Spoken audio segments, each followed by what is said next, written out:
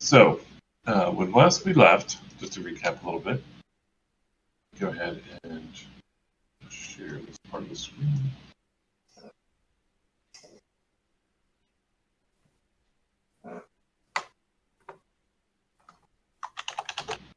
We, or you, the characters, had followed a woman, a warrior woman, down a corridor.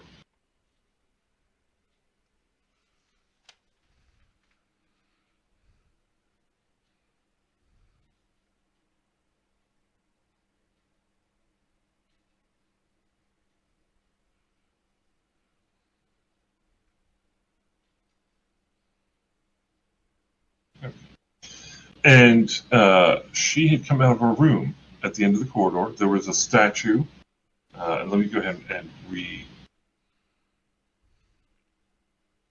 that as well.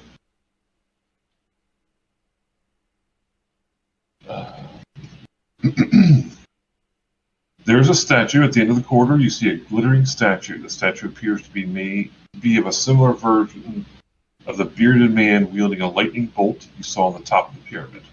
So it's definitely an image of um, one of the gods statues you've seen before.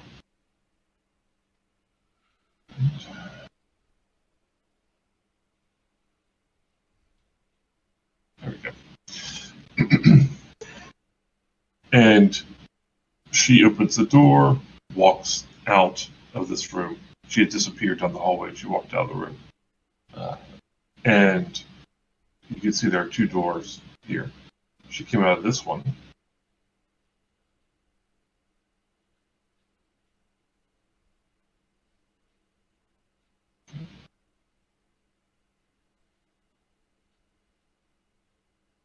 And inside the room are 5 individuals. 5 men.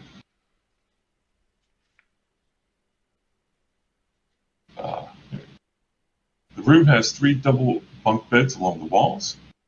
6 men stand around the room talking. All wear chainmail armor over blue tunics. Each man also wears a steel helmet and a golden mask. The masks look like long-haired, bearded men with a stern gaze.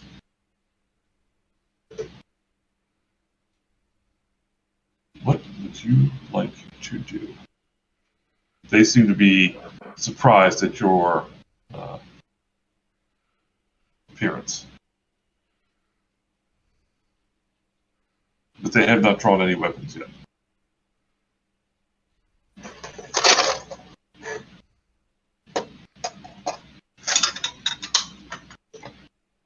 Well, I think Shishush, but I mean they have armor and they have weapons. I think Shishush is inclined to act now and ask questions later. Mm-hmm. And I think he'll go on and cast his sleep spell on the Oh. Okay. Oh my god. That's good.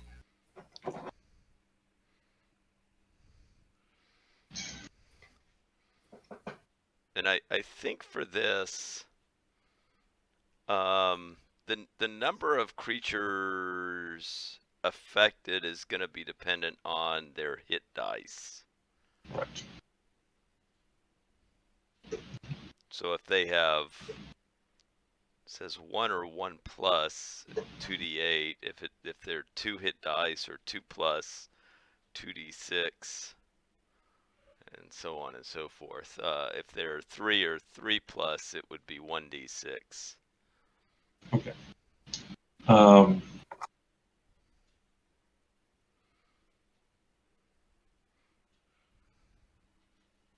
They would fall in the 1 or 1 plus category.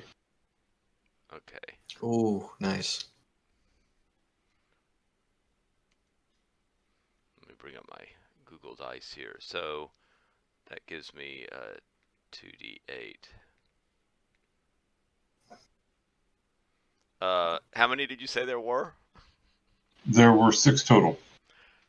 It gets 5 of them. Okay. I wish So, it would have been better, but still not bad. so the five of them fall asleep or just sort of crumple to the ground. And the 6th one, he's the tallest and looks like the oldest of them. His basically draws his weapon and yells in a. He just yells in a language that you cannot understand. And let's go ahead and roll initiative.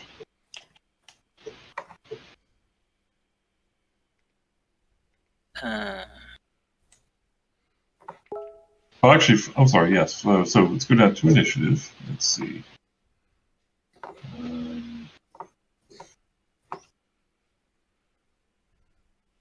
Encounters. There we go.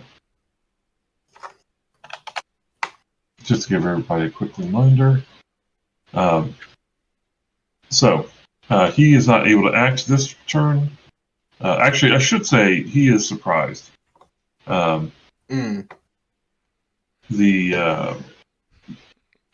Bartle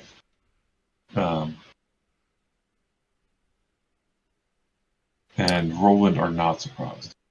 So the 2 of you can act. He's able to draw his weapon and yell, and that's what he's able to do. The 2 of you can now react, or can now act if you wish. Now, he's not yelling in Swaben, is he? No, he is not. Okay.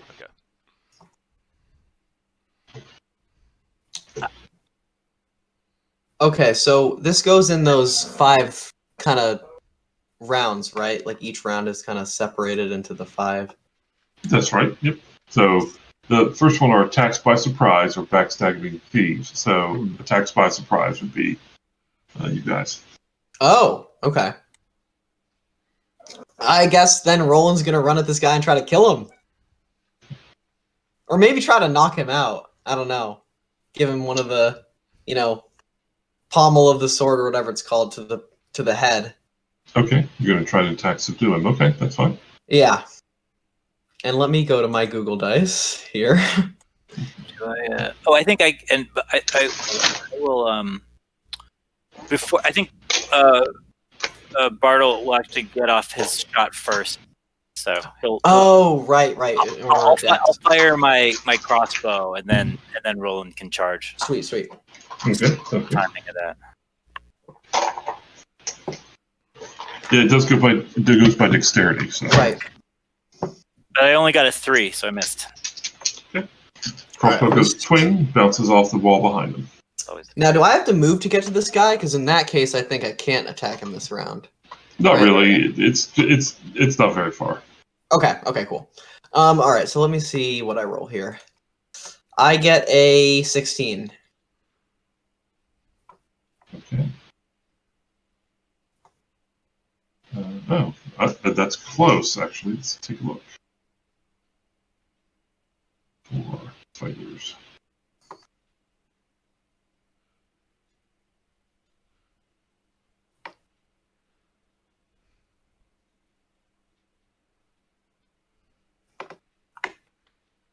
You just hit. Yep. Oh, awesome. Okay, so 1d6. And I do 2 damage. Not too great. Okay. Stab at him with his sword, pierces his armor, and some blood comes out after that. Okay, so next round. What is everyone doing this round?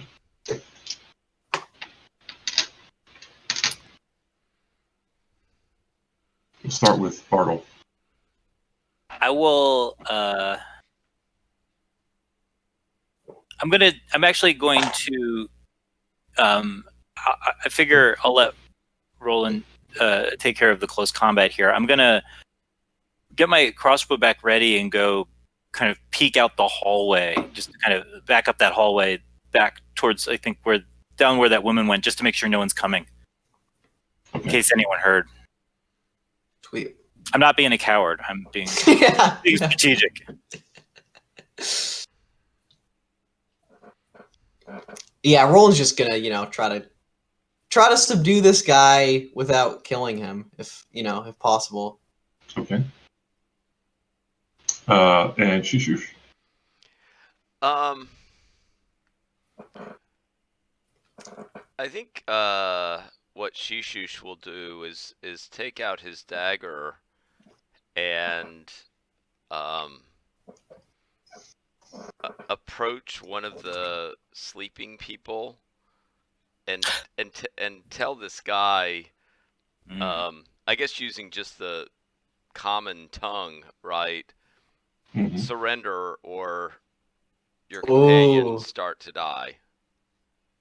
Okay. All right.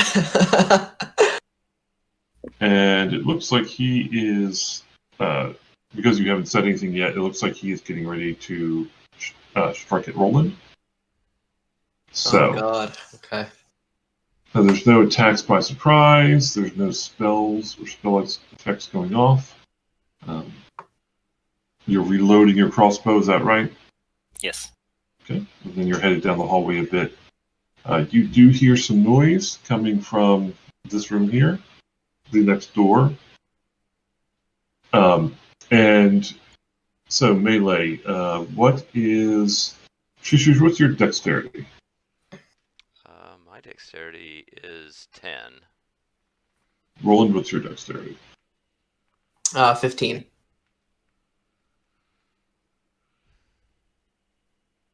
Okay, so the order of how this will go is Roland, then the armored man, and then Shishush. All right, Roland has a 15 for attack. Okay, you hit him. Yes. All right. 6. Let's see. 4 damage.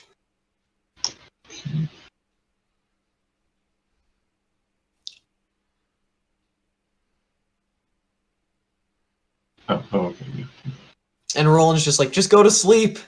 And he's trying to, like, hit the guy's head so he doesn't have to kill him. Okay. He is still up. Oh god. He will come at Roland. Okay. I rolled a 17 on the die. Okay. So he will hit you for sure. Yeah, he hits me. Oh, Jesus. But only for 2 damage. Okay, alright. It's like a 30 your hit points. Yeah, that I'm down to 6, but still. Oh wait, you had 8? Yeah, I had 8 to start, so. Wow. Oh, I think it started right at max, so. Yeah. Because otherwise, I think I rolled 1 before so I would just be dead. So. Shishush, go ahead and what are you going to say to him? I just say surrender now or your companions start to die. And you're putting the knife to throw to one of the Yes. downed men? Mm-hmm. Okay. All right.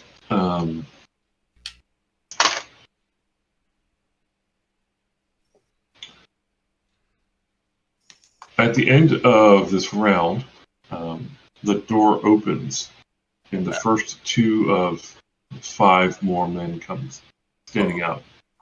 Oh, shit. That's good. All right, so what is everyone up to this round? Shishush, will start with you this time.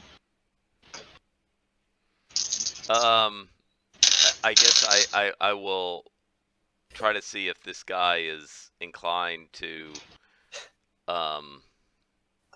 I guess I see if he's inclined to do anything to with my threat, and if he's not, I don't know. I mean, do I make good on my threat? Like my character wouldn't. Does my character know that there are other people kind of coming down the hallway, or do I hear sounds? Oh yeah, it's the other room is essentially right next to this one. So it's very crowded in here at the moment. Mm-hmm. Yeah, you see. I mean, they're not far from. They're like 5 feet away from where you are. Mm-hmm. Oh, so they're coming into the room we're in, not into the hallway. Well, they're into the hallway, but the two doors sort of like this is the door that's open, and this is the door that just opened. So the two Okay. rooms are like right next to each other. Oh God. Okay. And what is Shishush's? Oh, Oh, this is bad. Well, I'll make take your charisma into effect as a sort of a bonus in this situation. Okay. What is everyone doing this round? I would like to try to like bluff them back with my crossbow and kind of point, like with one hand the crossbow and the other hand like pointing to Shishu's to show them that we've got their guys down. We mean business, and maybe they should talk with us. Okay. All right. I'm trying to support this bluff, intimidation play. Right. Yeah. So I don't remember if I step away from this guy, will he get like an attack on me or something? I feel like I'm. No, if you want to go more into sort of a difficult. defense, like back off a little bit, go defensive, that's fine. He won't give you. There's no attack of opportunity. Okay. All right. Good to know. Well, I think Roland's backing up to support this thing, but he's preparing his flask of oil to throw because I think it. Yeah. So I think, or his I guess his lantern would be a burning flask of oil. So yeah. Okay. They look like they're going to attack, but we'll see how that goes. So I'm going to say on 3, Bartle, you're essentially doing one of these jobs with your crossbow? Yeah. Okay. What do you say to them while you're doing that? I'm going to point at Shishush, who has the knife to the sleeping fellow's throat, and I will say,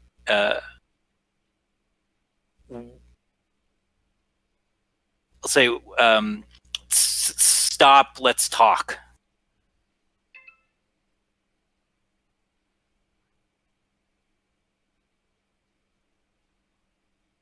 Okay.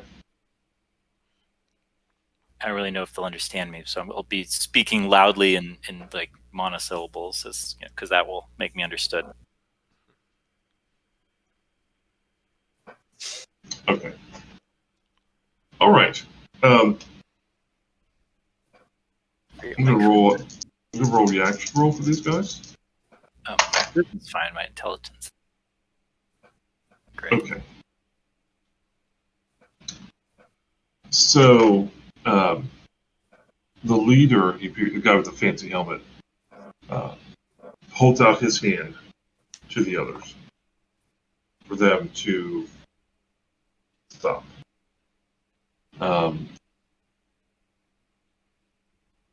And he will not attack. Are you any of you going to attack with a melee round? Nope, not me. Okay. When it comes to movement, I should say melee pulse, rather. When it comes to movement, the other 5, only the 2 that are currently in the hallway, stay in the hall. The other 3 stay in the room where they're at. They're ready to fight, but they're all holding off.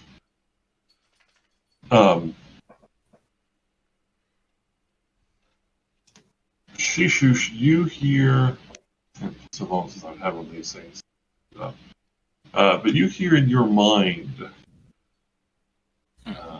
someone saying, "What do you want with me and my men?" And the old man is looking at Shishush very, very pointedly.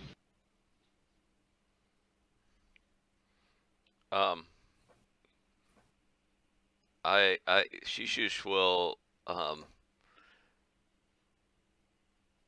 say, we were caught in the desert and are seeking water.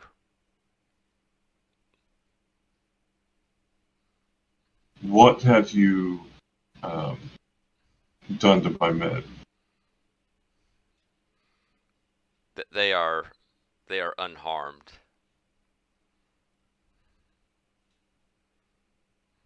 They will awaken rested after a short while.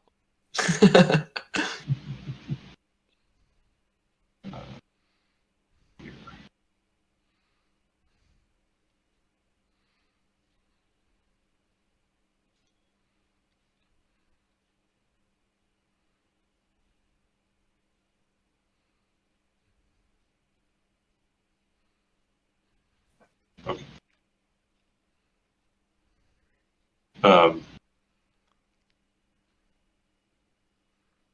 He will make a hand motion, doesn't speak, but he makes a hand motion to his men, and they put their weapons away, and he puts his weapon away.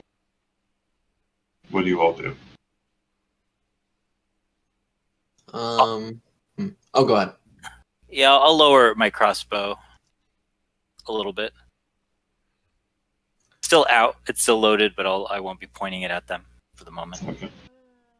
Yeah. What is, Same kind of general thing, like lowering the weapon. Definitely the sword is not away though. okay. Shush, what are you doing? Yeah, I'll sheath my dagger, but perhaps keep my hand on the hilt. Yeah, I think Okay. Roland has shifted over more towards the sleeping forms, like as to say, I'll also kind of, start hacking at some necks if you try anything funny. All right then. All right.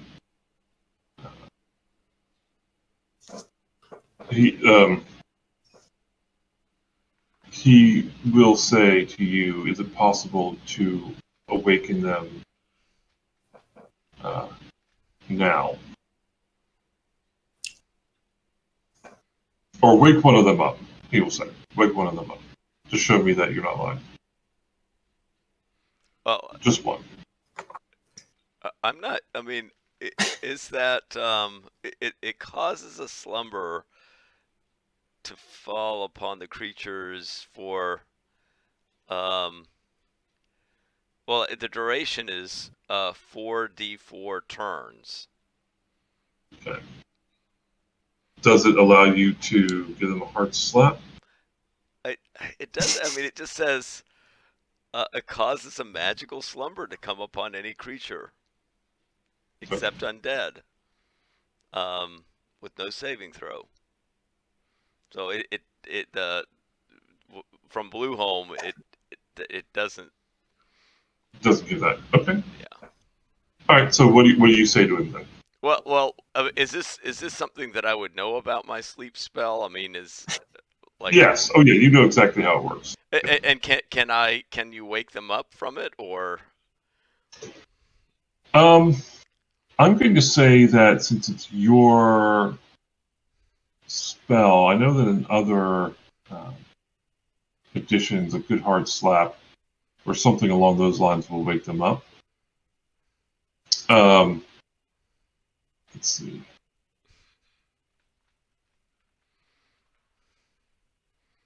Yeah, it doesn't say. I'm going to allow you to essentially break the spell on one of them if you want to. All right, so I will say, I know the way to awaken them. It's my sleep spell, and I know the antidote to my spell. Okay. And so, does he want me to? Yeah, if you will awaken just one of them, so he knows that they are not dead. So I think Shishush will go up to one of them and make a display as though he was working some extra magic with some vocalizations and grand gestures, and then at the end of it he will give 2 very sharp slaps to to the sleeping person. Okay. The man sort of like shakes out of it and wakes up, and he's like, just like he's waking up from a nap. He'll look around, like what's going on. He'll look at Shishu, she'll look to his leader. And the leader will sort of nod and basically he will say out loud something to the man. And he doesn't. He gets up, but he doesn't attack. All right, you've proven yourself worthy of Grom's mercy for now. But we do not like the followers of Usamagaras among us. And he's pointedly looking at Shishush. You can stay with the others, but note that we do not trust your ways. I mean, you're hearing that from him in your mind.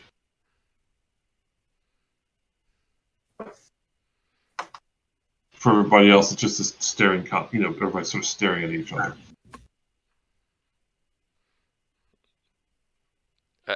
I think Shishush will return. I say I am grateful for your hospitality, and I hope that I can prove myself and repay it in some way. He will nod. He's sort of nod. You all see him nodding towards Shishush.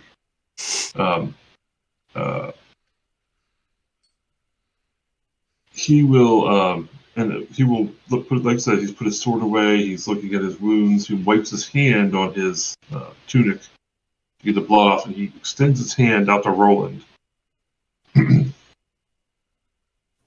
Yeah, Roland would take his hand, or what kind of like hand is it? Like a take my hand type motion, or? Yeah, it's very much one of those warrior to warrior type of things. Ah, yes. Okay. Yeah, Roland would shake his hand with his sword like clutched in his other hand. Right. That's no problem. He takes your hand, he shakes it, he says something to you. Shishu, you get in your mind, tell your friend that he fought well. And so I will pass that along. All right, that he appreciates your fighting prowess. Okay, Roland's like, so is he's speaking to you in your mind? Yes, it's pretty clear to me, yeah, what his thoughts are. I mean, or at least what he wants to relay to me through his mind. It's like Forge Out of Chaos all over again. I think Bartle's just looking confused. He's like looking from Shishu's to Roland and back, and kind of still a little twitchy from all of this. But will follow the lead of the other guys. They seem to be less. He's not quite on edge as he had been. Yeah, Roland's like, tell him we want water. He says that to Shishush. Yeah, and I think Shishush would kind of say that we are quite parched, that we were kind of wandering the desert and got caught in a storm and are in need of water. He says he will sort of motion to you all through his, actually not through his helmet. He will look at all of you and say, he like points to himself and says, Canadius. And then he like points back to you. He like points to Shishu. He goes, Canadius. And he points to you. And I guess that's his name, so I would point to myself and say Shishush. Shishush. And then he'll look at Bartle. And Bartle will kind of be a little bit slow on the uptake, but then eventually maybe Shishush has to prod him, but he'll say, "Oh, Bartle." As if he almost then, forgot his name. then he turns to Roland as well. And he's like, Canadius. Right, and Roland kind of taps himself on the chest. Yeah, then he waves you all into the room. The room itself has a bunch of bunk beds. Let me get the description. One thing you notice, though, before they go back into the room, each one of them will go out into the hallway and touch the statue that's there. And so, like almost like if you've ever seen a sports team, like tap the wall or tap a sign or something before going into the game. That's what these guys do. They go and they tap it, the statue. The room has 3 double bunk beds along the walls, and that's essentially everything in the room. They bring you back in. They do share some water. Canadius pours some water, and he will drink it first, and then he will pour for the rest of you, give you a cup of water each.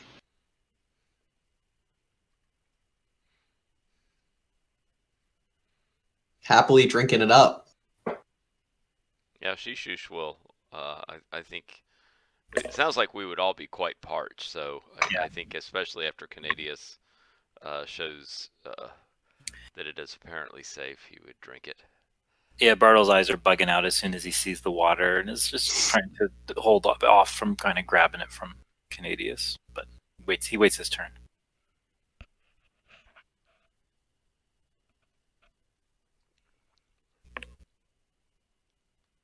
You're muted, Oh. Sean. Everyone gets a cup of water at least, and if you need more, they'll definitely give you more. If you need food, they have some bread they can offer. And some mushroom. It looks like some sort of mushroom dish as well. Ooh, okay. These 2 rooms, there's a door. So you're in the room that's west of the hallway, right about here. And this room connects as well. These 2 rooms are connected together. There are more bunks up here. And essentially, this is where this crew sleeps and lives. Some of the words are familiar. There's some basic words that they have in common or are common and somehow translated to their language. They can make themselves understood, and you can make yourself understood, but speaking is difficult.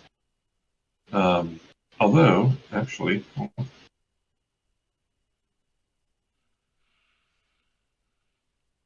at something real quick.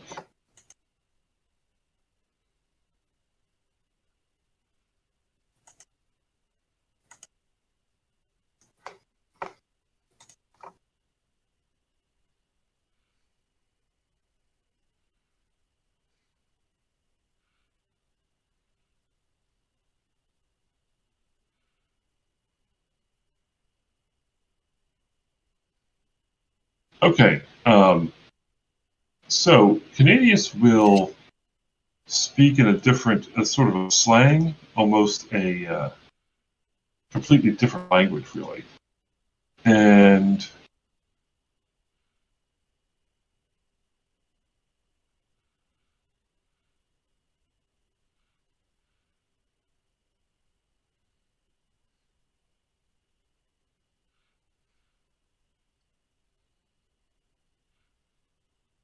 did I actually have you guys write down your alignments? I think I might have. Did I know? I'm chaotic good. Okay. I think Roland is neutral. Okay. Let me actually write that if I didn't. Yeah, because I'm pretty sure I didn't actually put it on here. Yeah, I didn't write it, but I would have been neutral. Okay. Okay. Canadius starts speaking in another tongue to kind of get your see if you understand him or not. But none of you do, so that's fine. All right. And so he's like sort of like blah blah blah blah blah, and no one responds. He's like, yeah, oh well. Is it like a recognizable language, like something we would have Roland would have heard before? Or is it just something that sounds like complete gibberish to him? It sounds to you more akin to something like language you might have learned in church, or something along those lines. Oh, okay, cool, interesting. So you might understand one word in 20 of this. Right. Shishush understands none of it, and it sounds like complete garbage to Shishush.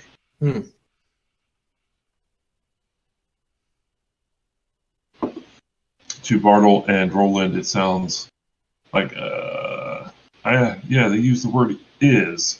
I understand is. All right, so Canadius will continue using his thought speech, at least for a little bit. He says, Grom has granted me the ability to speak mind to mind to you. And so you wandered in the desert and you came upon our city. Is that right? And this is something he'll say to all three of you. So now you're all hearing it in your heads. Okay. Bartle's a little taken aback, and he kind of looks around and kind of realizes what's going on finally. And then he's going to think, oh, this guy probably might be able to tell if I'm lying to him. And then he's going to think, like, wait, is he hear that? And then he's going to say, he'll say out loud, just, yes, we got lost, and we got lost. We lost water, just like we said, and we stumbled upon here. This was our last hope.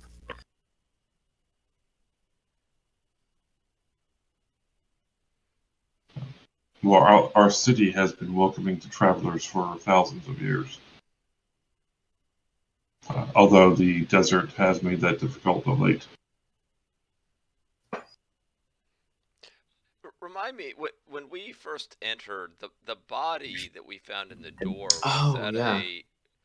was it human, or was it a hobgoblin? Hobgoblin. Yeah, so I think Shishush would say yes. We're thankful we were able to get out of that parched desert, but I think Shishush will mention that at the entrance we saw signs of a violent struggle. The city knows how to protect itself, is the thought that comes to you.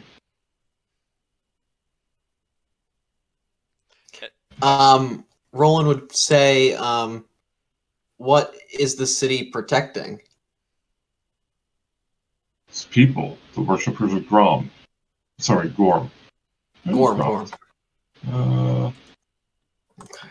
First I have it spelled. It is Gorm. Yeah, Gorm.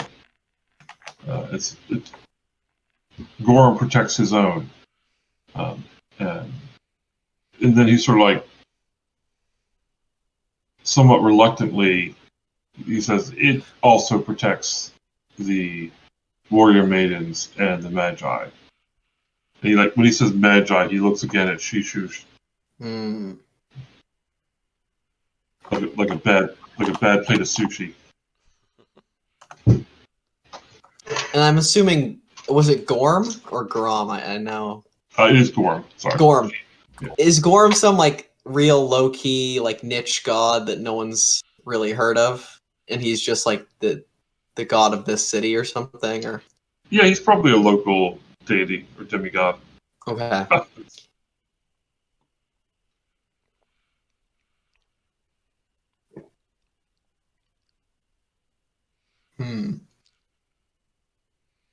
Will you be staying in the city?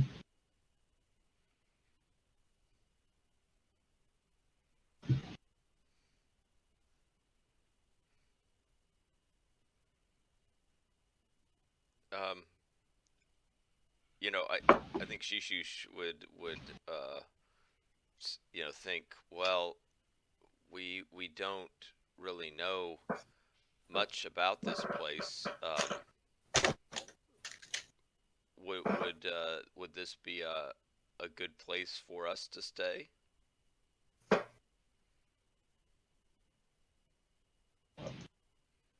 Well, you all would be welcome here. He points to Shishu. You, Shishu, could stay with us, but you cannot become one of us. These two have the possibility of becoming one with the Brotherhood of Gorm. You would be more welcome among the Magi, but you would not be unwelcome here as a guest.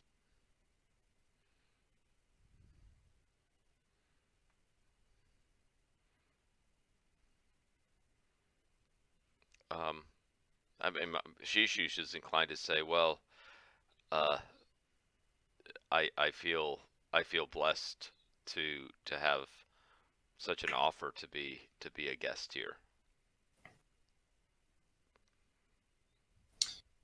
Yeah. Go ahead. No, go go ahead. ahead. Go ahead, Roland. Okay, I'll go. Yeah, Roland. I think this guy. Roland's like, who are these magi? Where are these these powerful people?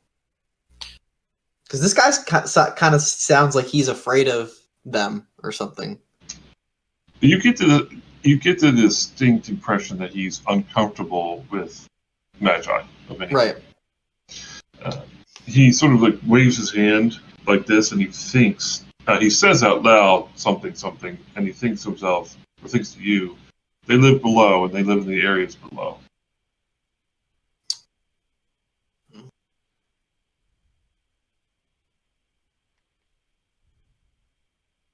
And Roland's like, and would we be welcome to visit them?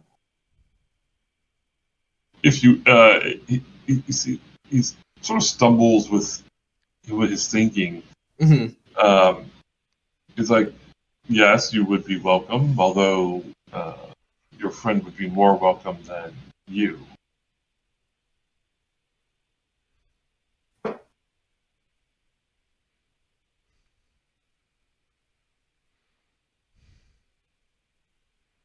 But you obviously need rest. So here, you may rest upon us, or may rest among us for now.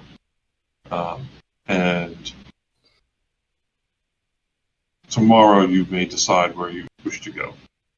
For now, you've proven yourselves in the fight, and we will welcome you as brothers.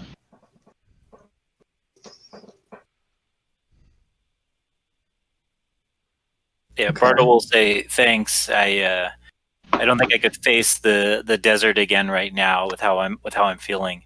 The rest is definitely what I need. Yeah. Yeah, I think Roland's kind of eyeing these bunk beds, and is like, where? Yeah, is there a place where we could sleep, or are there some, pillows that maybe we could lie upon? They find you some space in the two rooms where you can all bunk in the same area. You can bunk separately. It's up to you. Obviously, if you want to feel safer, they're more than happy to make space for you. All three of you in one room or the other. The other thing, Bartle is kind of interested in, and he's going to try to be sneaky about it for now, but he's kind of interested in if these masks are really gold, or they just are like gold colored. It is kind of an interest in like how much gold there might be around here. You get the impression that the mask is. Some of the masks are wooden, painted gold. Okay. Some of the masks are bronze and painted gold, or they might still be bronze. Okay. The helm and mask that Canadius wears is definitely gold. Oh.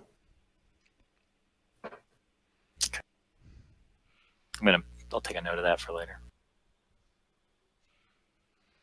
Yeah, I think if we're sleeping in one of these rooms, Roland is sleeping with his sword, clutched to his chest. Yeah. And yeah, kind of tucked into a corner so that his back is against the wall and he can kind of see the whole room. Because these guys are freaky. While you rest or before you're actually sleeping, they will attempt to make conversation. And they have things like cards, which are probably a little easier to pick up, and Dyson games. I mean, who likes Dyson games? Everybody likes Dyson games.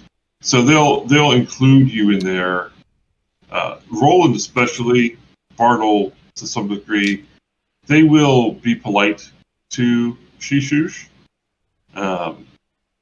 The ones who he put to sleep are obviously a little afraid of Shishush. The others just sort of keep their distance, but they're not impolite. They're just not overly friendly for Shishush. Okay, yeah. Oh, sorry, go ahead. I was gonna say, oh yeah. So wait, they're gambling is what they're gonna do? Yes, they're gambling. Oh yeah, Bartle's into that, and he kind of will. I think he wants to. He's kind of dim, so I don't know if he can get away with this. I guess he's dim, so he's not gonna have any good strategy. He just thinks that this might be a good idea.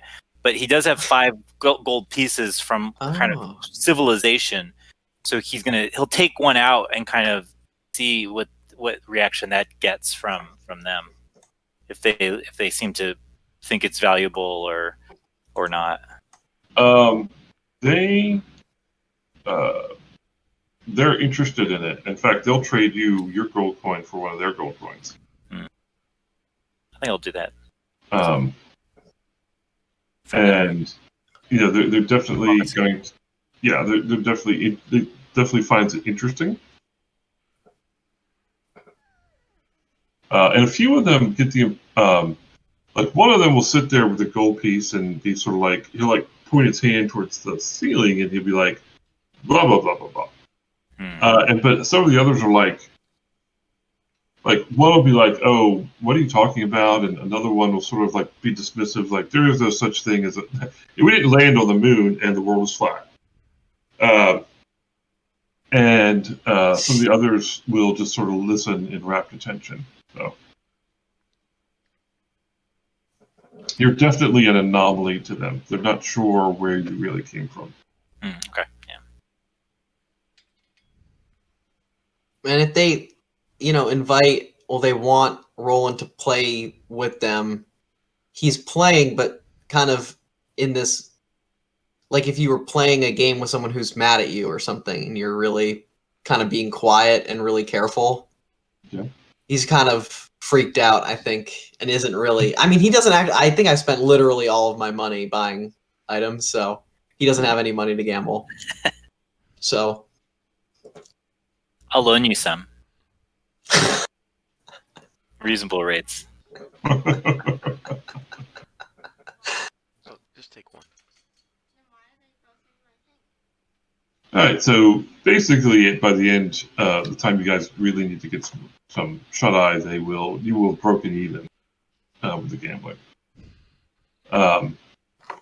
Is there anything particular you want to do or try to communicate to them before you rested? And are you all going to go to sleep at the same time, or are you going to shuffle that a bit?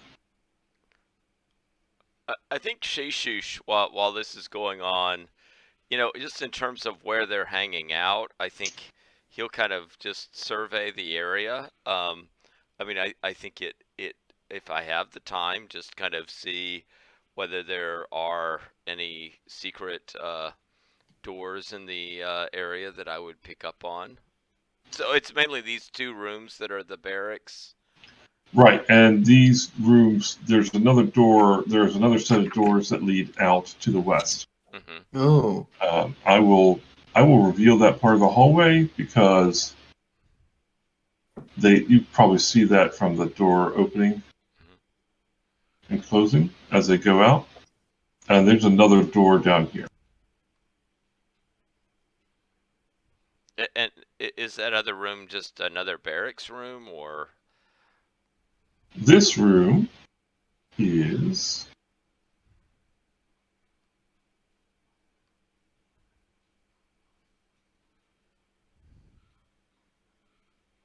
let me try and write room here real quick. I actually think I need to get a physical copy of this. The map. Yeah. I mean, I do. I have other electronic copies of it, but I don't want to juggle too many windows while I'm trying to run things. Okay, so this is what you sort of see as you're looking through the door. In the center of the room, you see a 10-foot tall cage. In the bottom of the cage is a pile of coins and gems. Hanging from the top of the cage is a giant beehive. Several large, 1-foot-long bees are buzzing around the room. Oh. The mesh of the cage is enough for them to fly through. Oh. And there's also a 1-foot square hole high in the south wall. So the south wall. I'm not gonna be able to sleep now.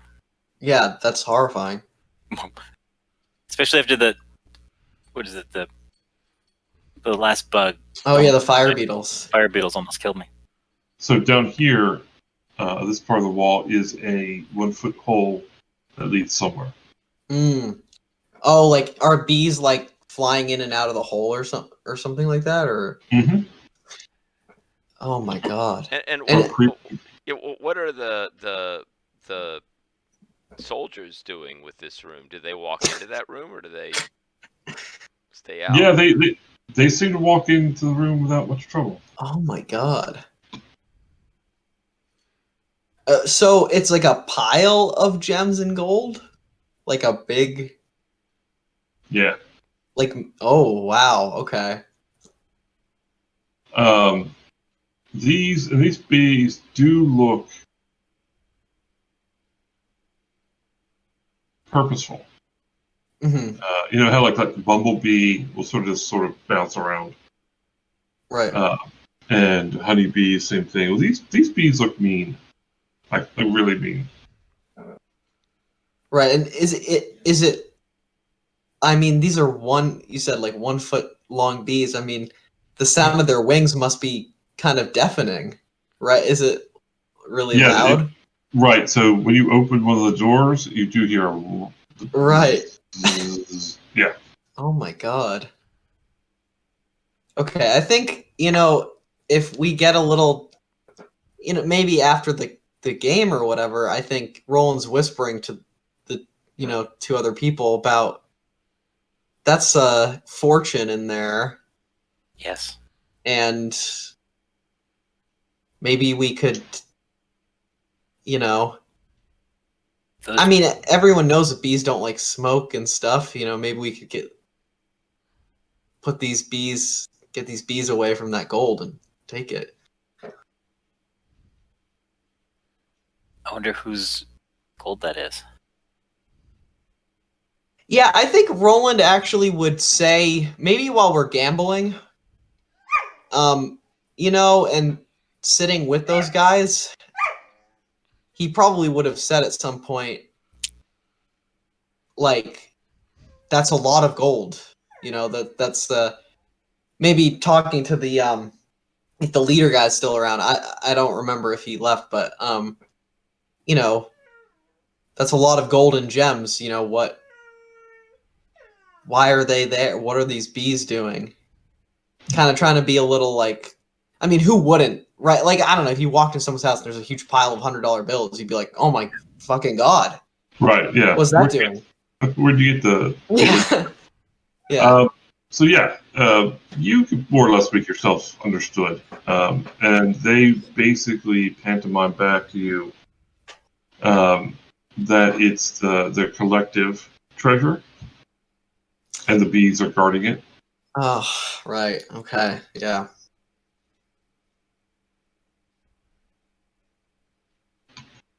I'm disappointed by that news.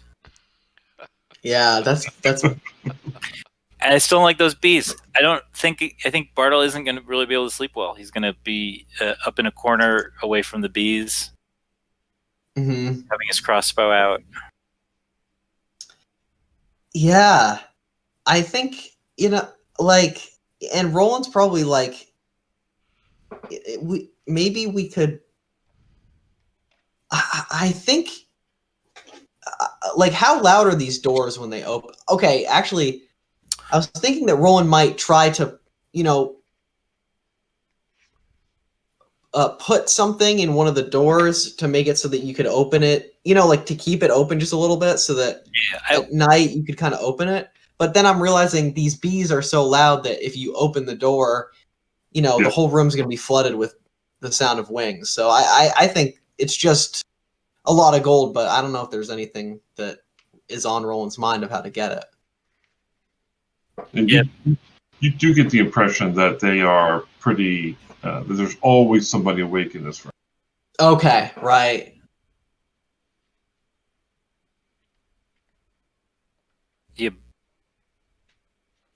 Bartle's in a similar mind space of kind of like can't stop thinking about the gold Mhm. and the bees, sort of troubled by it, but doesn't see a way forward at the moment.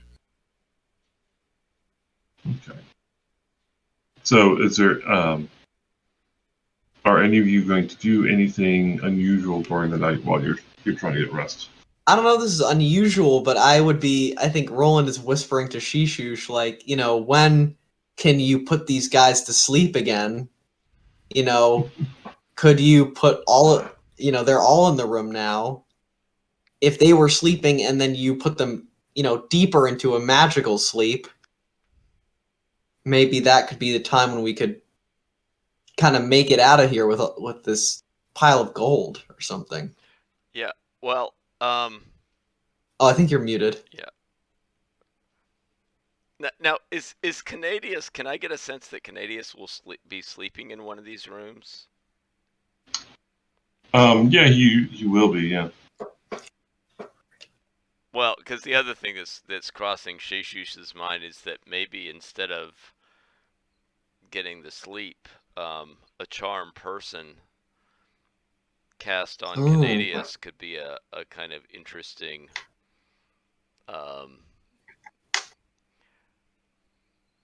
would be an interesting situation. Yeah. I mean, he seems kind of friendly, but that would make him really friendly. Really friendly. Right, so maybe Roland wouldn't say, when can you use your sleep spell again? He would say, like, what powers could you work to get us this gold? I saw how you put all five of them to sleep or whatever. Yeah. Yeah, and I'm reading the charm person, and I mean, does it get a saving throw? Let me check. It says the spell makes a humanoid creature regard the magic user as its trusted friend and ally. It has no effect on non-humanoid creatures or humanoids much larger. The spell places the charm person entirely under the influence of the caster. The victim is allowed to make repeated saving throws to throw off the charm at intervals determined by their intelligence. So they would get an initial saving throw, but then if they fail that, then there would be a certain amount of time that would have to go by before they could make another saving throw. Correct. Yep. Absolutely.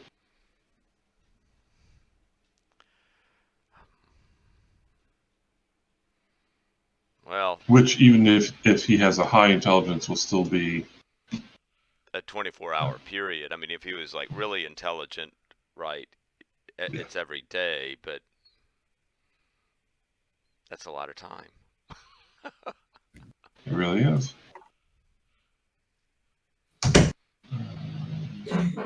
I think, well, I mean, part of it is just narratively, it seems like it would be really interesting to Yeah. have, right, Canadius, who Yeah. seems pretty important, to have him charmed would be a valuable thing. Yeah, and that guy, when he woke up with someone standing above him with a knife, basically to his throat, he didn't attack first. He looked to Canadius first. Yeah. I mean, these guys are completely. Yeah. Yeah. So I think Shishish will spend the night memorizing that spell. Okay.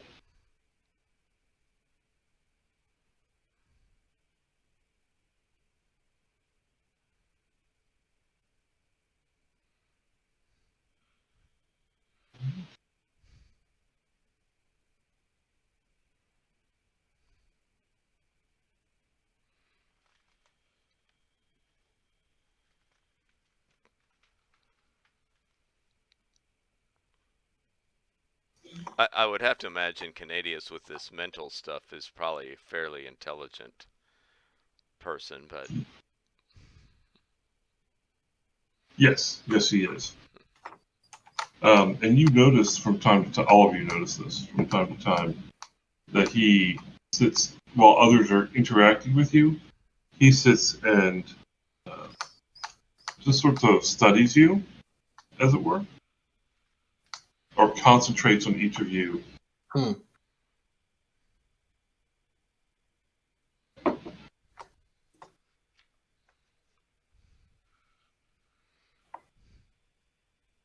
right.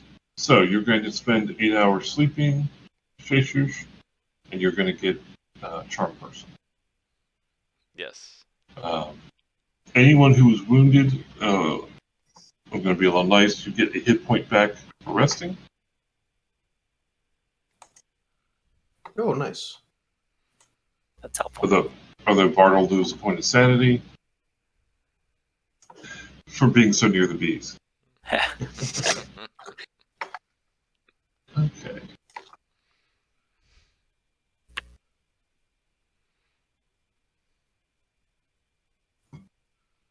All right. I'm going to take a quick break. Obviously, real quick. I'll be right back, and then we'll continue on. Sounds good.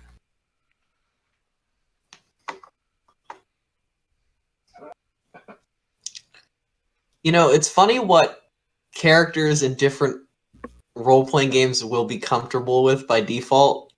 Because One Foot Bees, I think if I was playing, like, say, like a game of Sorcerer, I would be like, oh, okay, no, I'm leaving. I'm, teleporting away or whatever. And it's fun. It's just funny what, like, to keep kind of things moving, what characters have to kind of say, yeah, I can kind of sleep in a room next to that. Bardo isn't liking it, but yeah. I think my thought is that, well, I mean, these people have been next to the bees and seem to be okay with it, so yeah. That's like more abstraction than Bartle can deal with. This is I am playing. I don't know. Again, this is like comes down to like, am I playing a role playing game or not? But like, I do feel with a character whose intelligence is like 7 and his wisdom is just 9. Right. That I feel like I am bound by some of those numbers to kind of shade some of the his actions and thoughts here. Yeah, that makes sense. I'm realizing my intelligence is 7 too, so maybe that's why Roland is comfortable. Yeah, it's just like, all right, the bees are there. Like and Bartle is like having an opposite reaction, but similarly not like thinking it through. Right. Yeah, and I also have a wisdom of 9. Okay, yeah. Just. And Yeah, it was pretty. Wait, my character's sort of lopsided, but Yeah, well, I think I read the rules, but I didn't. I think my mind is so because I kind of first played D&D when fourth edition had just come out, but I had 3.5 for some reason. I think I stole my friend's 3.5 books from his house, actually, and kept them when I was really young. And so now I think I was like, oh, strength gives me like bonuses to combat to hit people, even though it never says that in the rules. It's kind of interesting how all these rules, like I couldn't even comprehend that just wasn't in this game at all. So I really traded down my intelligence hard because I think I had a pretty good intelligence. Like Roland at some point had to go through some shit to get stronger, basically. yeah, there's no rule about like I don't think there's anything in the game that says like, oh, you need to role play based on your attributes. Like, it doesn't say like, oh, you should do that. I don't think. Right. But it's like my preferred style. I need to do something because you got to get some hook to like get into it. Otherwise, yeah. And I always assume that 10 is kind of average. So if you're operating at a 7 intelligence, that is like pretty major, kind of lower than. Other people notice. Yeah, other people notice. Yeah, definitely. It's kind of my take. Yeah, like 9 to 12 is average in this game. So that's like most people. So yeah, 7 is definitely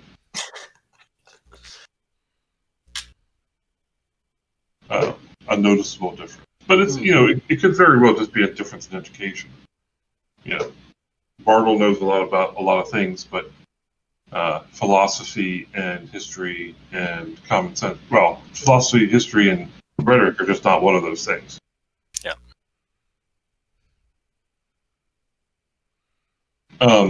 So during the evening, or while you're sleeping, when Roland is either awake or semi-awake, another one of the Brotherhood comes in, and he goes to Canadius. They speak, and Canadius points to you.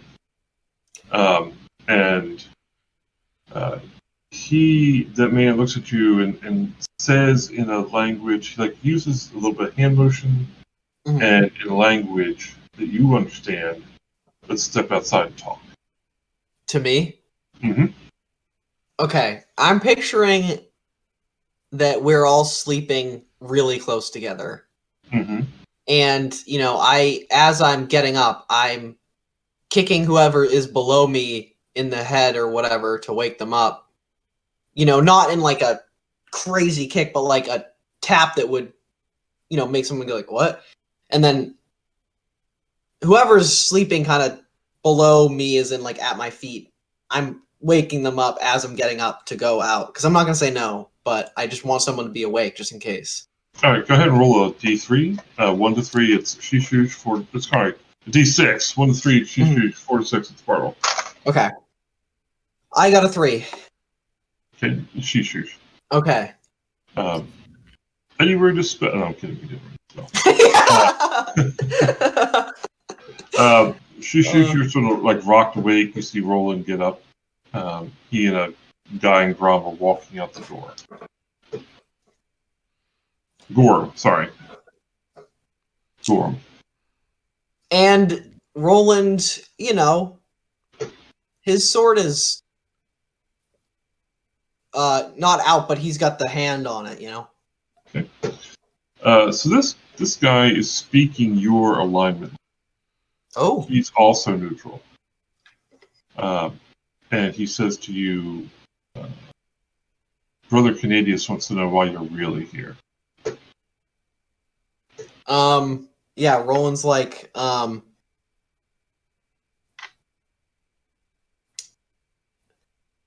that's okay. Yeah, Roland's like, we already said, he's kind of bleary-eyed and whatever. So he's like, we already said we needed water. We desperately needed water, and we also needed to be out of the sun. So we just wandered in here. Have you met with the maidens or the magi before you spoke with us? We saw I think, maybe one of the maidens. We saw a woman. But the magi, we have not encountered them. No. Canadius is suspicious of you. The Lord God leads us through with honesty and honor. And he says you fought honorably yesterday, but you're still outsiders, and you still do not know if you can be trusted or not.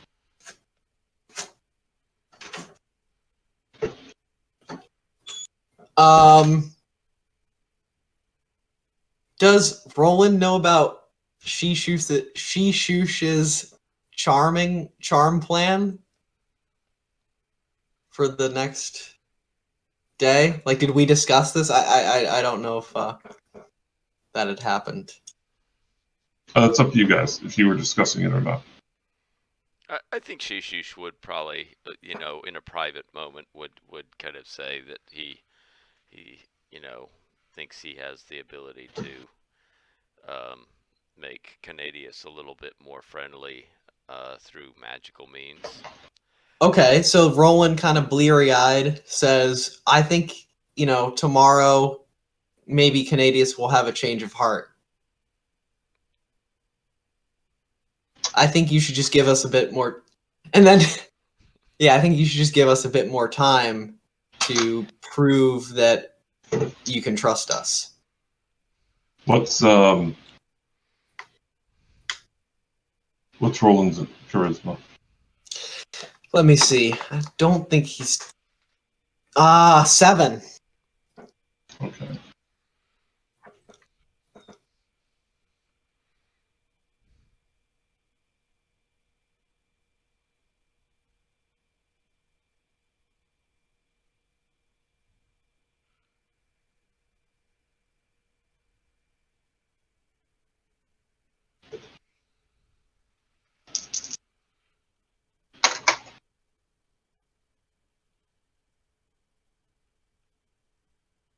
All right. He says to you, I hope so, friend, because right now things don't look good for you staying with us. He doesn't threaten you, but he's like, basically, if Canadius doesn't want you around, we're going to ask you to leave and go somewhere else.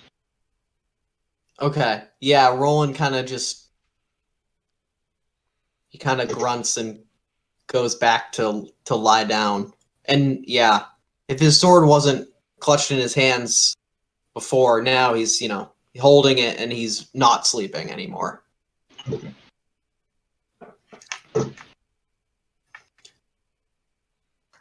All right. Do you want to do anything else before you don't have to go back to sleep, but, as you continue resting, do you want to do anything else? I think he probably does actually drift off to sleep eventually because he's so exhausted. So I think he's like, I'm going to stay up all night. And then 30 minutes later, he's out because he's, he's dehydrated and etc. the day before. So. Okay.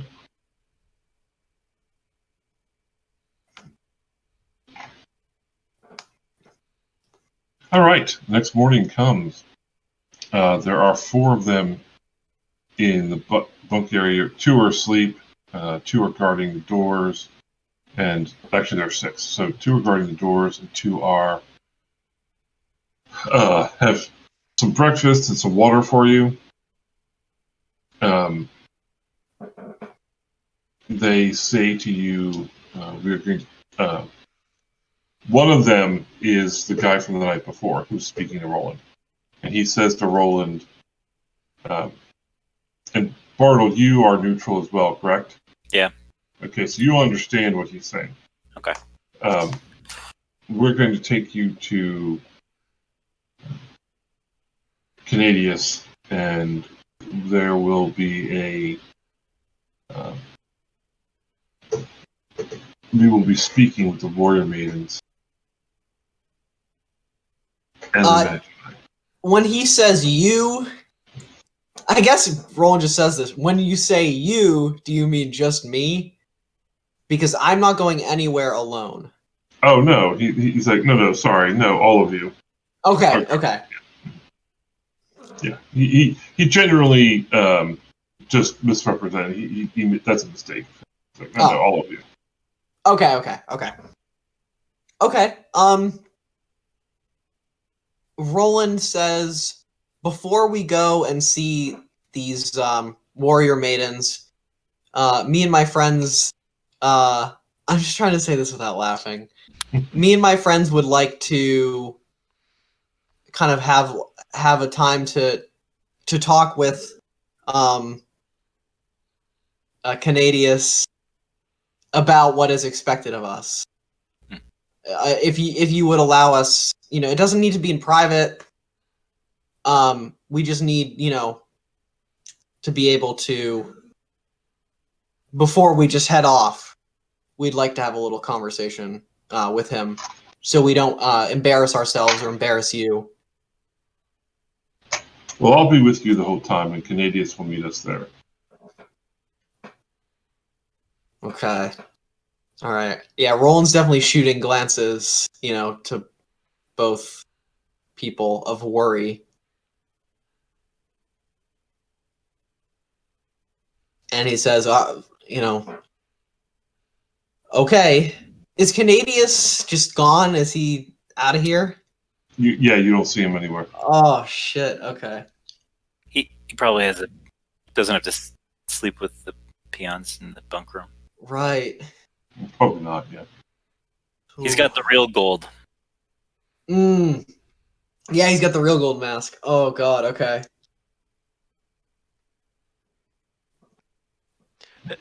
I think now Shishush wouldn't understand this conversation, but I do think he would try to,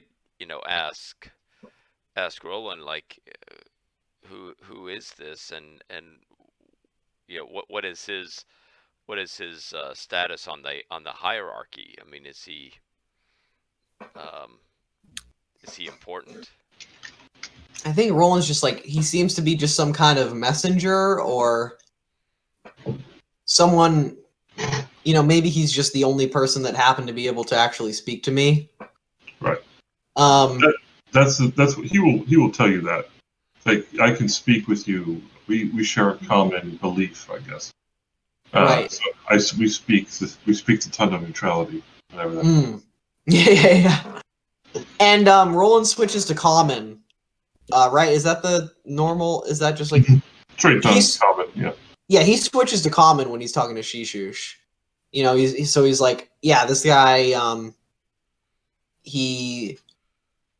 Well, I guess he'd have to switch to common because he can't speak neutral to Shishush. Whatever. Yeah, he's like, yeah, this guy's basically just the only guy who knows how to talk to me, and he. Roland tells Shishush what the guy told him about going to meet with the people, and we can't talk.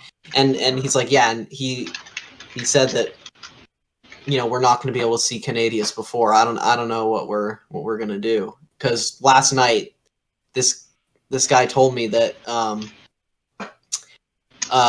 Canadius was suspicious of us or something.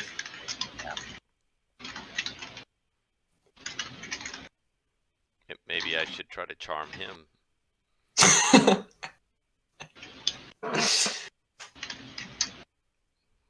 mean, he's not as powerful, but it seems like I would have perhaps an opportunity with him. Maybe the opportunity is better with him.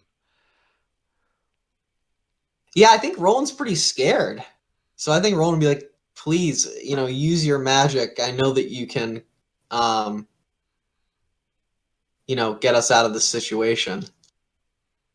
Because we'll need you as I can't. I don't know that I can communicate with him, but I think the charm would nonetheless make him kind of inclined to help me out. Yeah. And is this charm? Is it something that would be very visual? Like, could everyone else just tell? Oh, you're casting a spell. I could try to distract other people. Yeah, Mm. I mean, the rule book doesn't write. I don't Right, know right. how obvious it is.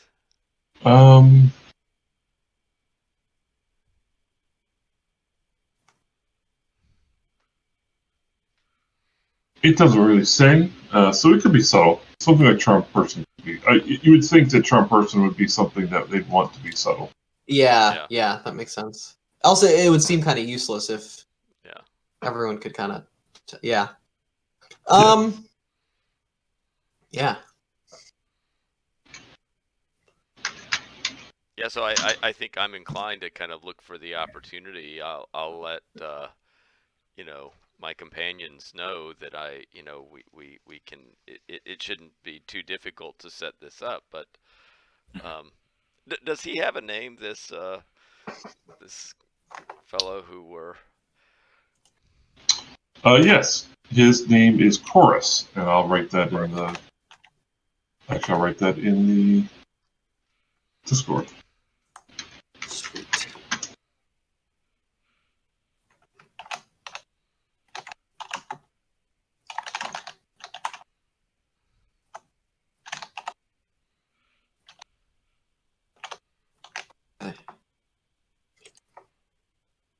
All right. Yeah, so I guess because he seems to be mainly talking to Roland would just, me and Shishush are talking over in the corner, whatever, and Roland's like, "Oh, come over here." Shishush just has some questions for you, or whatever, something like that. Chorus will go over to the corner. Bartle, what are you doing? I think I will try to. You probably will try to kind of distract anyone else, or maybe take out another gold coin and kind of show it. Kind of show oh, these he'll start to do coin tricks maybe for the other some of the other guys just as being extra careful about them not paying attention to what's going on in the corner. Okay. What skills do you have for your thief? Yeah. Oh, I didn't write them down. Oh, that's okay. Let's grab the book here. There's I tell you, there's a pickpocket. If you want to use that as your coin tricks ability. Yeah, that's fair enough. So go ahead and roll that for me if you would. Probably fail. Oh, I got an 18, so a success. Okay, so you're just doing whatever you're doing, that flip the coin thing. Nice. And even Chorus is like, "Oh, that's kind of cool." So he goes in the corner. He's like, he will look right at Shishush. It's like, "How can I help you?" He's very friendly. He's like, "How can I help you?"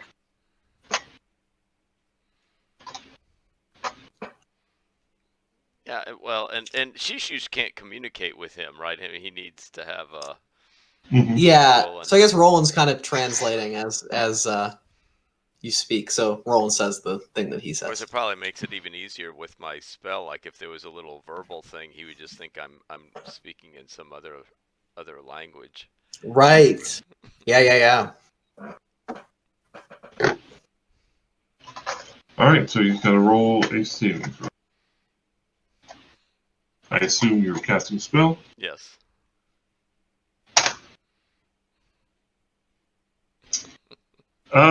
It does not appear to affect him at all. Oh, Jesus. Does he know? I mean, he must know, right? That there's been some attack. I don't know, like, because it says, like, I mean, in the text, it's like to shake it off. You know what I mean? Like, it's like the person is like. So he doesn't trust Magi anyway, and he's probably dealt with them before. Right. So let me roll his reaction. Oh, this is bad stuff. It happens.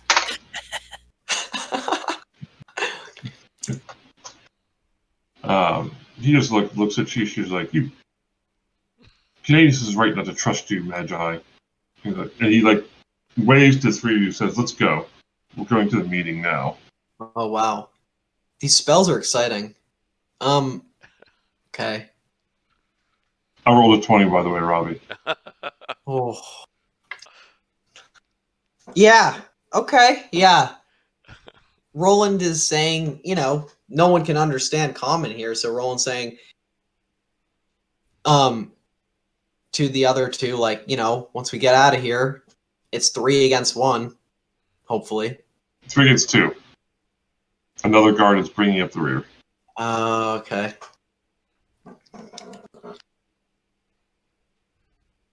He tells you that we're just going right around the corner to meet with the Magi and the Warrior Maiden. So if you wanted to jump them in the hallway, you have about 40 feet, but it's going to be noisy. Oh. Yeah, it doesn't necessarily strike me, though, that they're just like thugs or, Right. It doesn't strike me that they're just like going to say, oh, lock them up or anything. I mean, we haven't. I mean, there was a little tussle that we had, but we all acted honorably. I mean, it was, Yeah. That's true.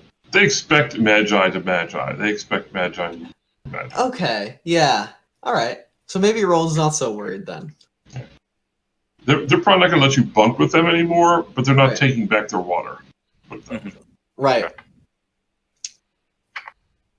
Okay, so you get around the corner, and let me see if I can zoom in on this right now.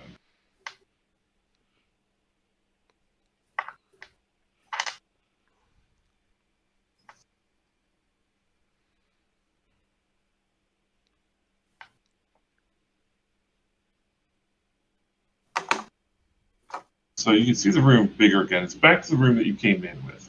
The room with beetles and the oil supplies and everything like that. In the room, when you get there, there is descriptions. There's an older woman. So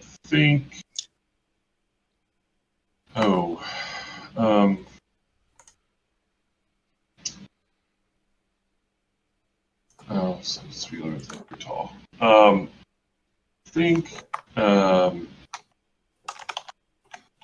Like Angela Bassett, someone like that, but very muscular and tall.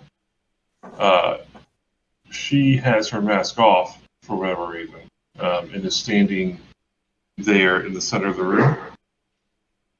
But she does have her mask with her. There's also another man in the room. He is sort of older, shorter, bookish. He's not wearing heavy armor. And he has a wolf beside him. Whoa. And also the room is Canadius. And the when they bring you in, Chorus says something to Canadius, and he just looks at Shushush in disgust. But he points at the smaller man with the robes on, and he steps and he puts out a candle and he lights the candle, and the candle gives off a sort of purplish glow that surrounds the three of them and the three of you. Chorus and the other Gorm, brother of Gorm, step back away from it. The shorter man in the robes looks at you and says, "You can speak in the circle of light and you understand. For as long as the candle burns." And the warrior woman will look at you pointedly. "Who are you? Where do you come from? Why are you enemies of..."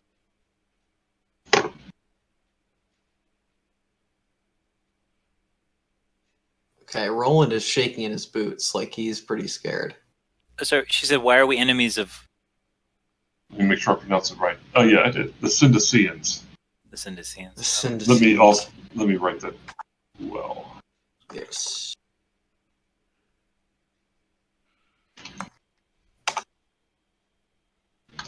Or Syndacean. Yeah, Syndacean.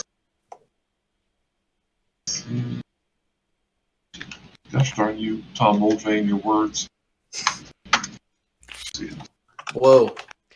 Why are we enemies of the Syndacean? Yes. And do we know who the Syndacean are? Well, maybe you've heard the name before. The ancient civilization that used to live in this area. Mm-hmm. So it might be the equivalent of if you lived in the Middle East and someone said, "Why are you enemies of the Sumerians?" Mm-hmm. Ah, okay.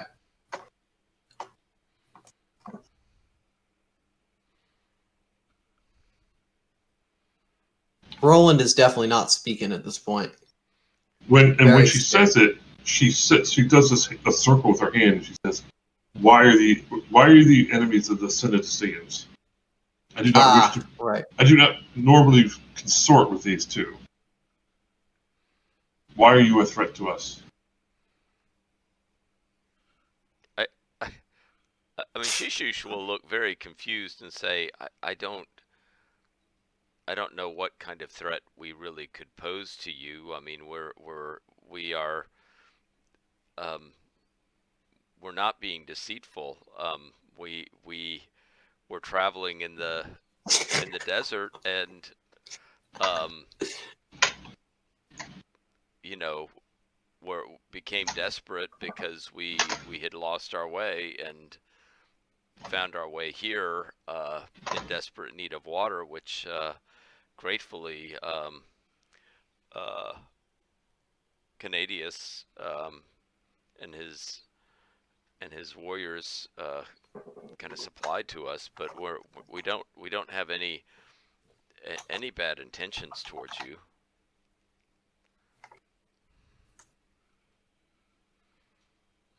But your actions have been suspicious and hostile. What if you wish to say? If you wish to stay among us as friends, certain behaviors will be required. I think Roland's like, we're basically out of our heads with exhaustion and dehydration, and please forgive us or something like that. We were frightened by the. We were frightened not only by the corpse of the hobgoblin we found at the entrance, but also we were brutally attacked by those large insects as we came in, and so it was. We were just worried about our own safety, but once we saw how generous and receptive Canadius has been, then we completely changed our tune about how to approach this. Is there anything? Look, we can promise things, but I mean, our actions would speak more than our words would. I mean, is there anything that we could do to prove that we're not a threat, but actually may even be of use to you?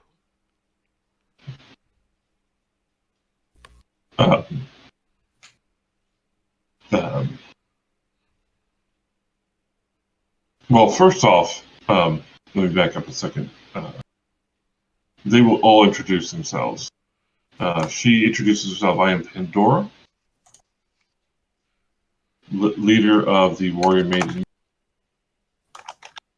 and the shorter guy in robes, will introduce himself as Aragas.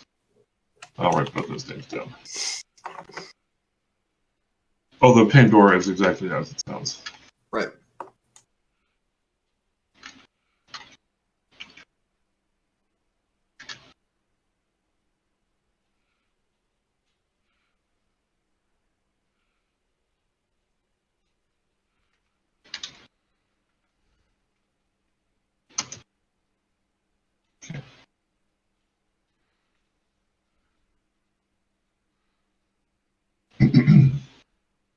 But she looks at you and says, "There are no women among you, so I have no use for you. Obviously, you cannot join with us. But we will not. But should you wander into our domain, for now, we shall show you hospitality. We shall trade with you. We will try and learn your tongue. We've had other outsiders come here before. But basically, I don't have much use for you because none of you are women." So she just sort of like says, "And so I've said my piece and I will be gone." So she basically leaves at that point.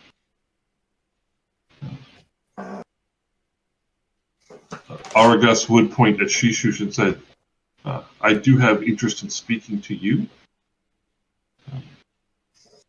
And perhaps, he looks at Bartle, sort of squints his eyes and says, "And perhaps to you as well.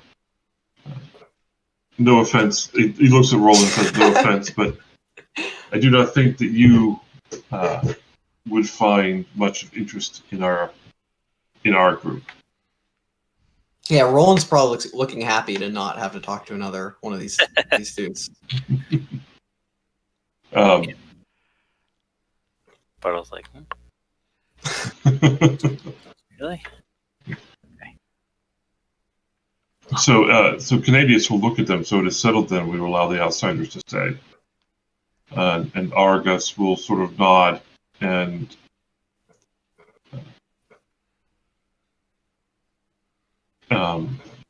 say, as long as they can be trusted, or as long as they can prove themselves.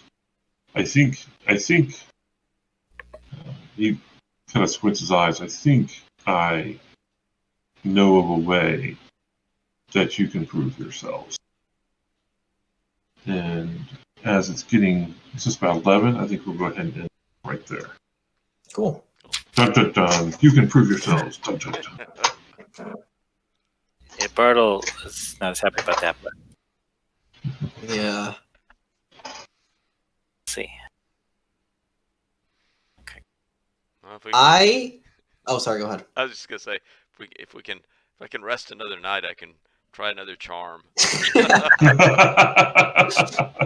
try. It's hard to say. I could not believe how fun the magic felt.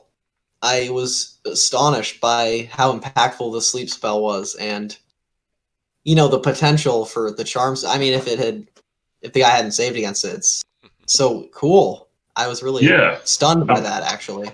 His chances of making that save are not very high at all. Yeah. Right. He's got to roll high, and then I roll up and it comes up at 20. I'm like, oh boy. Yeah. So you're kind of getting a feeling, but I agree with as far as the magic goes. Even first level spells have a lot of potential to them, especially with so few hit points and saving throws. Like for fighter types, which is most of the creatures that you fight against, they save as fighters. Interesting. Yeah. Okay. It's interesting because I played Torchbearer maybe a year ago, and I guess it's supposed to emulate the feeling of these games or something, and I found the spells to be so uninteresting in play. I don't know if that was just my group. So I think I expected that to feel the same in this, and it didn't, which was cool. Yeah, that charm will keep most of the people in this lost city charmed for days or weeks. Wow, that's amazing. That's so cool. Yeah. And again, that's much. They've changed that a lot in 5e. They get a save every round. Wow. To break the charm. Yeah. So, and that's why I'll never play 5e. Yeah. No, I get it. I do. I'm kidding about that. Yeah. No, I love the spells, and I love these old spells. They're pretty great. They're all pretty interesting. Even some of the non. I did that. Last time I played a magic user, it was like 10 years ago, and I specifically didn't choose any of the spells that people would think were useful. So I chose like floating disc and feather. Right. And I got a chance to use both of them, and it was really fun. And people were. I think I had more fun than the people in my party because they were like, yeah, that was cool that you feather fall there, but sleep would have been more helpful. I was like, nope, feather fall. Well, last year when Ron was running his playtest of that Ottoman Empire Lamentations. Yeah. I was the only one who played a magic user, and I did take comprehend languages, and that was it. That was the only spell I had, and it was interesting trying to use that. Oh no, it wasn't comprehend languages. It was a spell that allowed me to touch a book and find a passage in that book. That's the spell. And I used that in the middle of combat, actually, at one point. So I think that these older spells have a lot more weight to them, and I think that's probably because it takes longer to get up in level too. Mm-hmm. Yeah. Mm. I think part of it too was the immense lethality of combat, and when 5 guys go down, and that's like below the expected expected value of the spell or whatever. It feels right. Yeah. It feels like something, which is and I think that to me was also probably part of it, which is like there are 6 people facing us down, like they would have just completely obliterated us. Not that they actually, it seems like they weren't going to attack us at all, probably, but yeah. Never know. It was good to have a show of force. I think that worked out. I think. Yeah. Because it's kind of like we're not agree. completely defenseless. Yeah. Right. And we might be useful for whatever purposes they now have for us. Mm. The Brotherhood of Gorm are definitely going to tread lightly when it comes to Shapeshifter. Because you've already proven that you can do terrible things to them. Yeah.